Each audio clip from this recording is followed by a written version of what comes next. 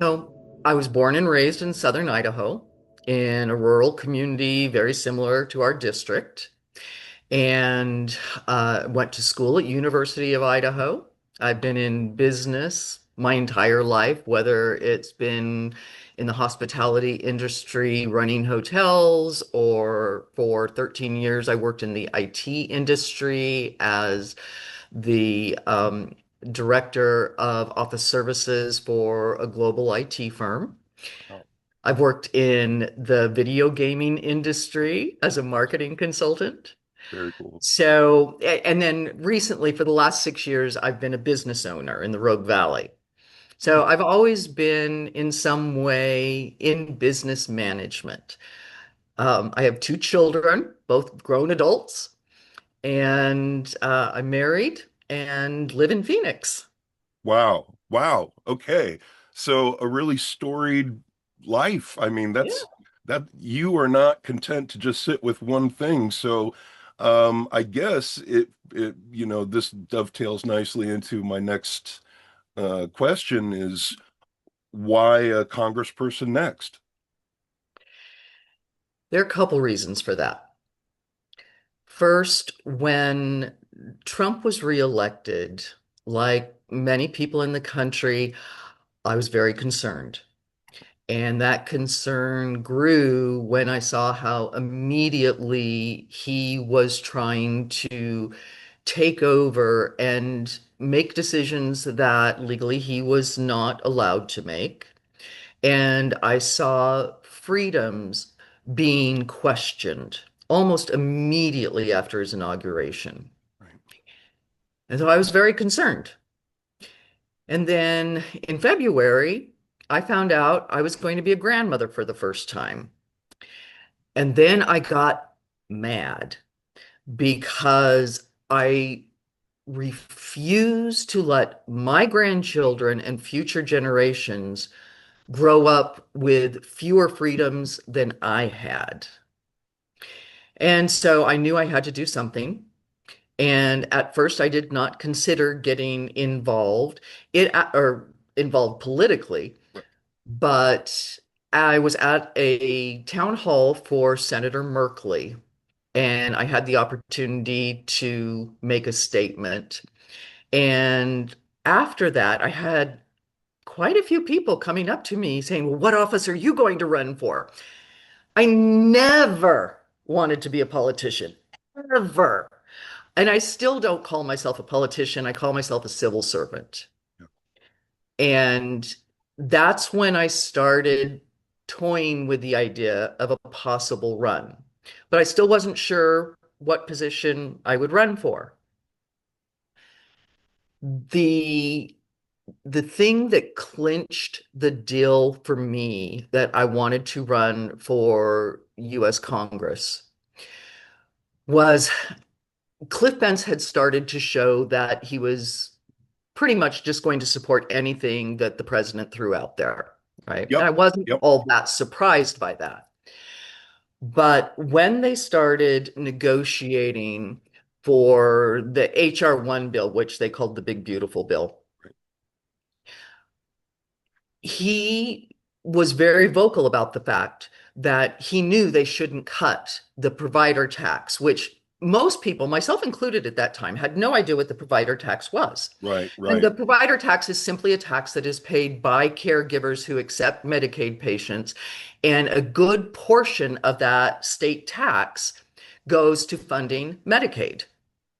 And so he was being very vocal about the fact that we shouldn't cut the provider tax because it would have a dramatic effect on the hospitals in his district. Yeah. Well, the bill went from the House to the Senate without any cut being made. Then the Senate cut the provider tax almost in half. It went from 6% to 3.5%. And then when it went back to the House, Cliff didn't stand up and say, I like other parts of the bill, but I can't support this. He just voted for it. and completely threw his constituents under the bus. This, Right. just that act alone will have a dramatic effect on healthcare in second district, as well as in poorer districts around the country.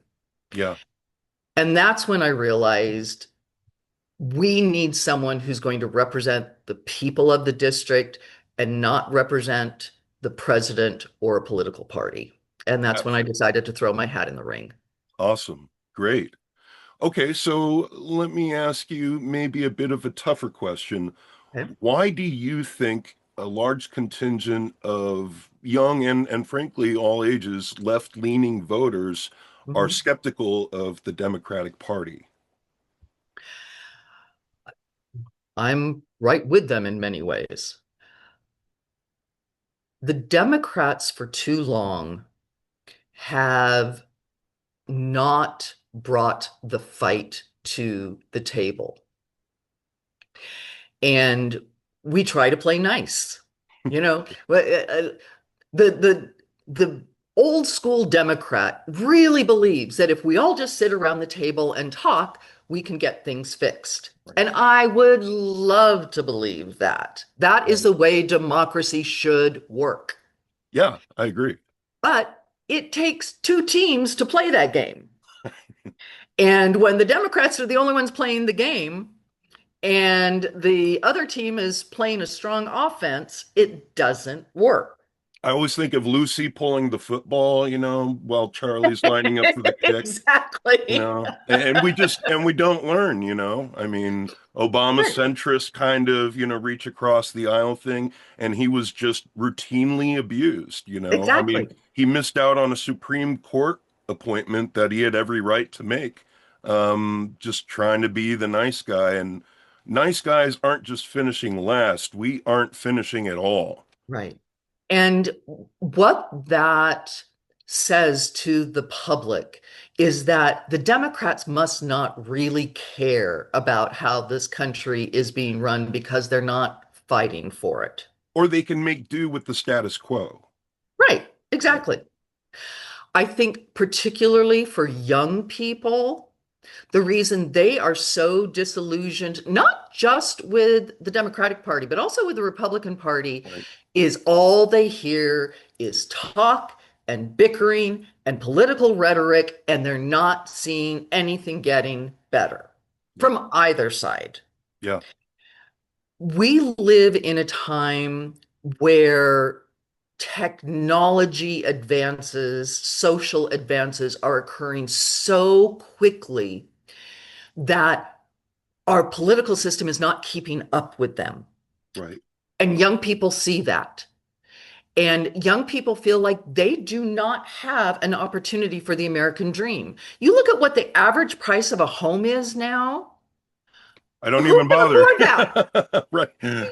Right. For my generation, many of us were lucky. We got into buying a home years ago, in the 80s or early 90s when it was still possible. Yeah.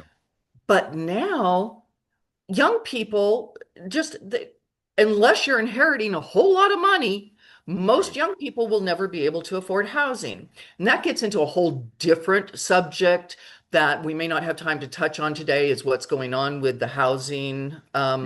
Yeah. Yes, and the And cost of housing. I'm kind And, of thinking about doing a second round of these because there are topics that I mean, people have asked me, okay, so you had your questions, but what about my questions? right, And I'm like, well, you could write to these guys directly, but I also like the idea of revisiting you all further down the primary. Um, yeah, okay. exactly. And affordability is the number one issue along with personal rights with Yeah, young people.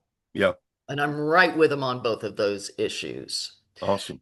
So I think that's some of the reason that they are not feeling connected to either side. And another thing is, Kyle, we've got a bunch of old people in Congress. We've got an old president. Yeah, We've got an yeah, old Congress. you don't For the say. most part, we've got an old Supreme Court. Hey, I'm 63. I am proud to say it. You are spring chicken in Congress. In You Congress, pretty much. But here is my feeling. We need to have term limits in Congress. Yeah, And we need it for a couple of reasons. We need it, one, because it is important to pass the baton. It is important as quickly as our society is changing. The people of my generation aren't keeping up with what's going on, yeah, right? And that's natural. We need to keep bringing young people into the political, environment because they are the ones that really know what's going on. right. Absolutely. And the decisions that are made are going to be affecting them for a longer period than it's affecting us. Yeah. So I think we need to have term limits, get in, get a job done, and then let the next wave come in and build on that.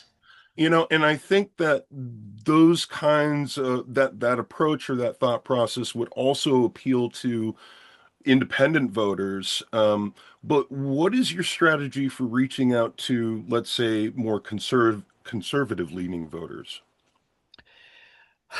It's a challenge. I'll talk about this district in particular. Sure. Yeah. It's a challenge reaching out to both the more conservative leaning and the non-affiliated voters. Right. We have more non-affiliated voters in this district than we do either Republicans or Democrats. Yeah. Okay? Yeah. And right now, it's a real issue because non-affiliated voters can't, in Oregon, they can't vote in a primary. In some Right. states, they can't, but in Oregon, they can't. And that's a real sore spot. Um, I believe that we should have open primaries. And I know that has gone in front of the state legislature and it again has not passed. Right.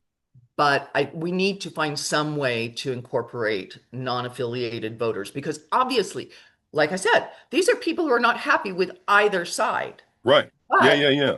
yeah, they want to find the right candidate to run. And since we don't have non-affiliated primaries, they are basically left out of the equation until it comes to the general election. And then they're stuck with usually two candidates that they have to choose from. Right. Right. We're talking about almost half the population of our district not having a say in those primaries. And that's a real problem. Mhm. So yes, it is a challenge reaching out to them. What I'm trying to do is, as I travel around this district, and as you know, it's a big district, right? Over Yeah. 70,000, right? It's 70,000 square miles. it's too big. It's huge. And we Yeah. have 20 counties, right? Right. Right. So it's a lot to try and cover. But as I'm traveling around, I'm trying to talk to as many non-Democrats as Right. possible. Yeah. For the primary reason, because if I'm running to be your representative, I'm not running to be the representative for the Democrats. I'm running to be the representative for everyone in our district, which means it's my responsibility to hear the concerns of Hmm. everyone in our Right. district. Right. And I have had some really good, enlightening conversations with Republicans. Right. I even had a very interesting conversation with a group of three MAGA men the other day in Ontario, Cliff Bence's, hometown. Right. Yeah. Um, and I will say that in every one of those conversations, even though we might not have parted going, oh, I agree with you on everything, Right. right? Yeah. Fat chance. Yeah, fat chance. We did part with a handshake and thanking each other for the conversation. Right. And in every case, I have had the Republican thank me for the conversation, for Right. saying, thanks for listening to me and talking to me and not just trying to convince me of your way. Right. And I think that's what it has to be. We have to listen because especially in a district like ours, it's so diverse. what the problems are here in the Rogue Valley, those are different than the problems they're having in Wallowa or in the Dalles or in Right. Ontario or in Yeah. Harney, right? And so I can't just say, well, living in the Rogue Valley, this is the way things should be. I have to go and hear the issues that these people have and their concerns Right. and work with them to come up with viable solutions. So that's basically my strategy. I'm just Yeah. talking to people, No, it talking and makes listening. sense. Yeah. Well, let's move on to perhaps a slightly more, uh, let's say, I guess spicy is the word that I've been using, subject. Uh, Under what circumstances would you accept corporate or PAC money? Okay. That's an easy one. Hmm. I will not accept PAC money. Um, I'm just laying that out there. Yeah, The main reason being because when you accept PAC money, you really do not know who you are receiving the money from. You know right. the name of the PAC, Yeah, but donors to PACs do not have to disclose who they are. that's the whole point. Exactly. Yeah, So if I were to take money from a PAC and then find out later that it's, you know, being supported by Jeffrey Epstein if he was still alive, yeah. right? Just Or to throw Coke out a name. Industries or just something that is, blatantly not what you're about. Yeah, Exactly. right. So I'm not going to take donations unless I know specifically where Where they that come money's from. coming from. Right. Corporate donations, I will only take corporate donations if the values of that corporation align with my own values. Right. Right. So if you don't have to adjust your view of things in order to bring them to the table, then yeah, that makes Exactly. I will not adjust my view according to donations. yeah. According to facts, yes. You Right. know, Yeah, I'm all about facts. So facts are if good. I believe something and you can come to me and say, here are the facts, and you can convince me otherwise, kudos to you. That's great. Yeah, But just giving me money, that is not going to change my mind on things. awesome. Well, okay, so keeping ourselves in the spicy avenue of things, um, would you make your support for foreign aid contingent on that nation's adherence to human rights and international law? I'm going to give you what they might consider a political answer. That's Yes and okay. no. That's okay. Okay. You're running to be a politician. I'm prepared for it. Civil servant. Civil Okay. service. Thank you. Thank you. Um, yes, I would make it contingent on giving a country money, financial aid, if they do not support human rights. Yeah. First of all, that would be a bit hypocritical in this time because we ourselves, as the United States, are not adhering to international laws and Right. human rights. Yeah, yeah, yeah. So it would be very hypocritical to say, well, we don't need to abide by those laws, but you do if you want to play in the game, Yeah. right? No, I get that. Absolutely. You know. However, here's the caveat. We should not penalize the people of a country because of the Right. actions of their government. Right. Yeah.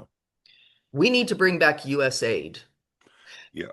We need to bring back other organizations with the sole focus of helping those in need, regardless of what country they are in. Right. And so I will always be willing to support sending aid workers into countries to help, whether it's in an emergency situation, if it is to help with food, with medical, helping to support their rights against a government that might be trying to take away those rights. Yes, I believe in doing that. But No, I would not support giving financial aid to a country that does not respect human rights. That's a good answer. I like the nuance of it. I like that it wasn't so convoluted that I couldn't make heads or tails of it. That's very straightforward. So Thank you. let's get to something that may be not as straightforward, but still in the lines of there's probably a lot of nuance required. What are your thoughts on AI first as it relates to the workforce? And then we'll parking lot the next part, which is as it relates to water and energy usage. Okay. That's a huge question. How long do we have? We're doing Okay. okay, actually. We're doing We're pretty, doing pretty well. yeah, Okay, yeah. good. Then I We're can spend a we're little rocking time and on rolling. this. Um, And by the way, yes. I'm asking the question, but this is not with the expectation that you were coming to the table with something very specific to say about that subject. And so if it's sort of like, you know what, I reserve the right to find out more before committing myself to a statement, I'm not mad. You know? Well, and I appreciate that Yeah. because that is very much the way I roll. If Okay. someone Yeah. asks me a question and I don't have an answer, I am not going to bullshit you. Excuse Yeah. my French, Nope, it's right? okay. I You're I will allowed. just tell you that I do not have the answer. I have not done enough research, but I will get back to you with an answer. Yeah. Okay. Yeah, yeah. So with AI, well, first of all, let's just admit the fact that the lion is out of the cage, and we're not going to get that lion back in the cage. Yeah. Okay. AI is here. It is going to continue. It is going to grow. We need to figure out how we regulate it, Yeah. something we did not do well with social media when it first came on the scene. Ooh. So we Oh, hopefully will learn a little bit from our mistakes. But we need to figure out the correct ways to regulate it to yes. make it so it is safe for people to use and does not jeopardize either individuals, corporations, or governments. Yeah. Okay. And it is moving forward so quickly. We need to do those things now, Right. not down the road. Yeah. All right. A quantum surge in policy. Oh yes, Yeah. yes. And the one of the things that does concern me is I have a good friend who has worked in AI. Right. And we were having a discussion one day and they said, and they do it in a medical field. Sure. Sure. And they said what concerns them is that AI is only as smart as the information it's fed. Right. And so if you're feeding it bad information, then the information it is going to give you is going to be bad information. Right. Yeah. And we live in a society right now that has a very tenuous hold on the truth. Yeah. Yeah. Yeah. That's actually maybe a polite way of putting it.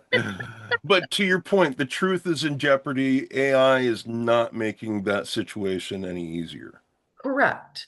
Yeah. So that is one large concern I have. And again, it gets back to regulation. Right. We need to make sure that information being fed to AI is factual. Hmm. We run the risk of dumbing down society. Yeah. Absolutely. I personally absolutely hate it when I'm writing an email and AI pops up and said, "Would you like me to write this for you?" It's like, Right. Yeah. no, Right. I would not. Uh, but now you can just put in a subject and it will write a paper for you. Hmm. You know, every time I go to do research, which I do all day long, AI pops up and wants to tell me all about it. Yeah. Now, I will scan what AI says, but then I will look down at the bottom where it says those sources came from, Yes. and I Yeah. click on the source. Right. right? I wanted That's those. key. You know, Yes, it's fine to get that Reader's Digest thing, but you could be missing the point entirely unless you hit the source link. Yeah. exactly. And unfortunately, with the way our society has become accustomed to instant answers, Right. people are less and less likely to do research. Yes. So they look, they do a search, they see the first thing that comes up, they like what it says, and so Oh, they repeat it and they right. share it. Yeah, it's that it's a fallacy where basically you're just essentially you're confirming it's a confirmation bias. I'm sorry. Yes, You know, exactly. I'm glad you you're used the term. I was going to. I'm glad you used that term. Thank you. I Yeah. was taking my sweet time getting around to it, but I appreciate your patience on my behalf. Uh, so what And yeah, go I ahead. hate to push us along, but the other thing that is maybe less to do with AI specifically, but with the massive amount of data that it eats, and like you said, in a lot of cases, bad data. I mean, there's a reason why Grok doesn't say very nice things, you know. But where it concerns our data warehousing, Right. I mean, we're talking Chat GPT alone takes 39 million gallons of water a day. Yeah. That doesn't go back into the hydrologic cycle. That is gone. This is an area where I've done a fair amount of research, and it does concern me very much. I look at it as the environmental footprint of AI, Right. Right. what it's taking as far as energy is concerned, what it's taking as far as water is concerned, and what pollutants is it putting back into the environment. Yeah. And there is a considerable amount of information out there that does talk about as quickly as AI is growing, its power consumption is growing exponentially. Yeah. And I have so many facts going around my mind. I did write down some of these, so let me just check here real quickly. Please. Yeah. Yeah. Yeah. Um, so one, it said that the Department of Energy, who hopefully knows what they're talking about, said that the data center share of US electricity could reach up to 12% in by 2028. So we're talking 2 years away, that 12% of our country's energy could go just towards AI centers. Right. And it said that a single data center can use as much electricity in a year as 100,000 homes. Now, take into consideration the fact that we already have energy issues. And now we're going to put this immense load on top of that. Right. The big businesses that run these, the Amazons, the Googles, you know, Meta, these people want to be first to the table. So they are building data centers fast and furiously. And where are they building them? The majority of them are being built in areas like rural Oregon that have a lot of land, Yeah. right? Right. Hard to put data centers like that in Manhattan. Yeah. At least not cost effective. Exactly. Yeah. So they're looking at land that is it's expansive and in their minds currently isn't being used properly. Yeah. And they come to states like Oregon and they offer all kinds of benefits. Look at the jobs we will bring. Look at the income we will bring, right? Right. But they're not being transparent on the amount of energy they're going to consume Right. that then affects any of our any of our energy producers, it's going to affect them and put extra load, and then that affects the consumers, Yeah, right? absolutely. It's an externalized cost. I mean, Exactly. And yeah, it's the same with the water. We all know, all of us know who have computers, computers get hot. right. Now multiply that by a billion, Yeah, and you get what you have in these data centers. They run hot. And because they process information so quickly, they run hotter than most data centers, an AI data center does. yeah, So right. they need mass amounts of water to cool these servers. I mean, they could use air conditioning, but then you get back to the energy usage, and that's a Right. whole lot more expensive for them. Yeah, yeah, absolutely. So they try to choose areas, most of them do, try to choose areas where there is access to water. Now, in areas like we have here, like up in the Dalles, right? They've got the Columbia Gorge, Right. right? They can draw all that water, but then what is that doing to the people who live in those areas? Yes. I have Right. talked to so many of them who talk about how they are having to dig their wells deeper and deeper Right. because of the loss of water. So there, and I've got another fact here that just said in July of 24, Google said that their own carbon emissions had jumped 48% from the previous year. So let's not just talk about the energy that's consumed, the water that's consumed, Right. but what that is emitting as well. Right. Yeah, exactly. In a day and age when we already are experiencing a problem with the climate, now we're looking at increasing that again exponentially by using these centers. Right. Yeah, it's a really good So, point. And and keeping in that lane of wise use of resources and things like that, which this district is replete with resources that can be wisely or very unwisely used. What are your thoughts about closing off public lands for potentially hazardous resource extraction? And the example that I'm interested in particular is stuff like the Vale Gold Cyanidation Mine, hmm. or the Owyhee Canyon lands, or really if there's an example that you can think of that's important to you, I'm happy to hear it. Definitely. And I want to just very, very briefly, Kyle, I want to go Hmm. back and just Oh put yeah, a closing please. remark on what we were talking about with No AI. problem. Yeah, Um, as I said, the lion is out of the cage. It's not going to be put back in. So we know we are going to have AI going forward. We can see what the problems could be. What are we going to do about that? The key to this is transparency. yeah, Right now, none of these big billion dollar companies are being transparent about the actual energy usage. right. We're saying trust us. We can't have that.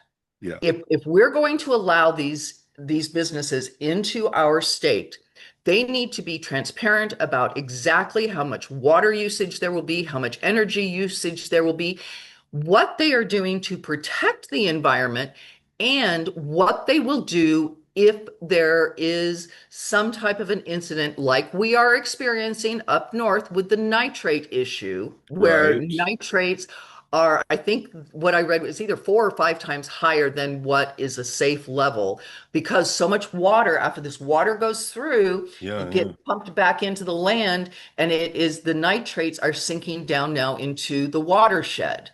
Wow. And so we're having all kinds of health issues in those areas. So if you're going to come into our state, if we invite you in, then you need to also be responsible for any damages that you incur. So, Yeah.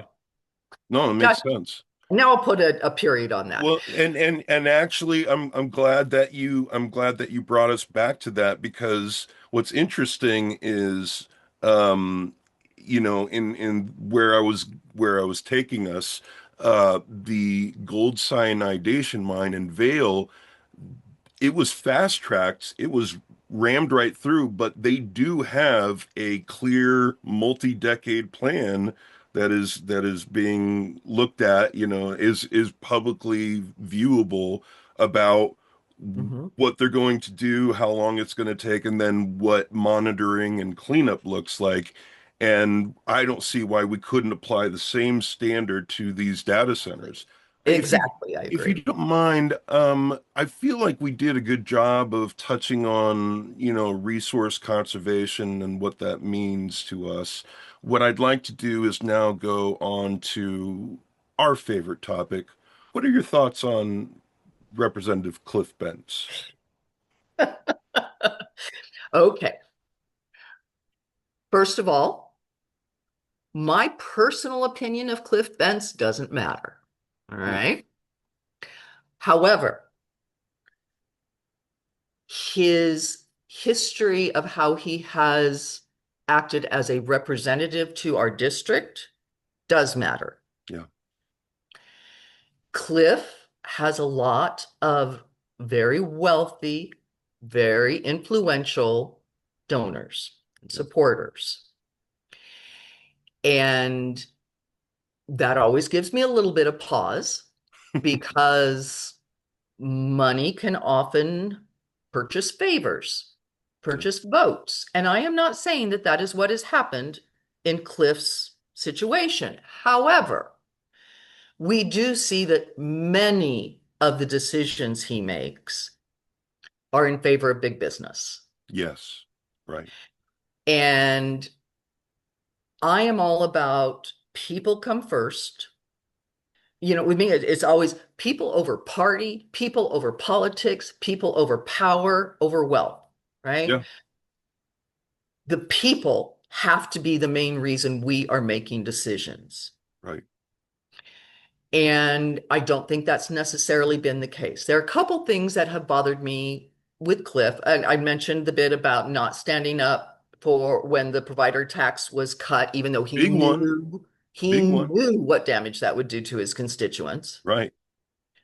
Um, Another thing that's more recent that has bothered me is when everything was going on in Minneapolis Right.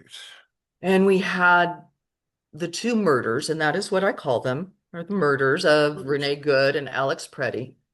Yeah. Especially after Alex Preddy, I didn't hear a peep from Cliff on his stance of what was going on. Yeah. And here's why that one in particular bothers me. Alex Preddy was exercising his First and Second Amendment rights. Yeah. We know how tightly people in this district hold on to especially their Second Amendment right. Uh-huh. Yeah. Yep. The right to, bear arms. Yeah. He not only was protecting someone when he was grabbed, he told the officers, the agents, I have a license to carry a gun. I am carrying a gun.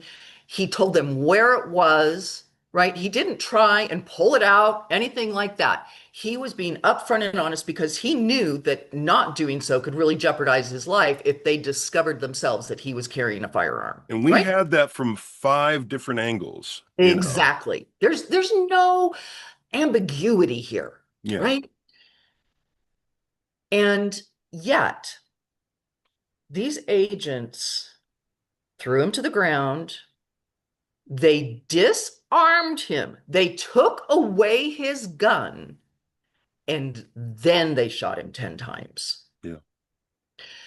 So not only was his First Amendment right to protest being challenged, but his right to legally bear arms was also being challenged.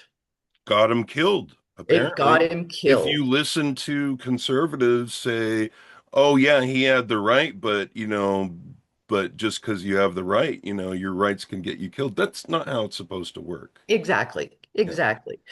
And I have said since then that any of these conservative people who believe that Democrats are going to come take their guns away, and I've Hmm. heard that my whole life, Yeah. it's not going to be the Democrats that take away their guns. Yeah, because Okay? we've had decades to do it. Exactly. But Right. we also believe in the Bill of Rights. Yeah, And there is the amendment that says you have the right to bear arms. Now, we can challenge what kind of arms those might be, sure. but, right? But still, we uphold that amendment. Right. What we're seeing now is an administration that is so bent on control that for the first time has sent military to our own streets to fight American citizens. And we have seen how they will disarm and then kill someone. Yeah. You think these people want you to be armed? If we let Trump and his staff, his cabinet, continue on the road that they are on, all of our rights are going to continue to erode. And we are going to find that not only do we not carry guns, but we can't stand up and protest. We no longer have protection of our homes. They can come in anytime they want. Yeah. This is a slippery slope. Now, not until it gets any further down the road. Now is the Yeah. time we need to Now, fight it. Yeah, absolutely.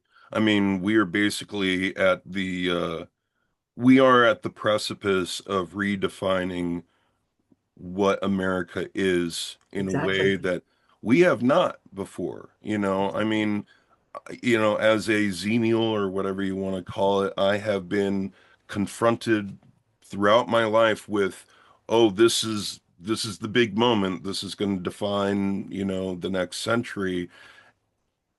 I feel like I was overreacting, and I feel like I'm wise enough now to know that this is the moment, Yeah, you know.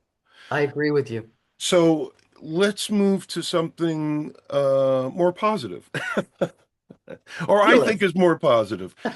How will your constituents know that you are effectively serving them?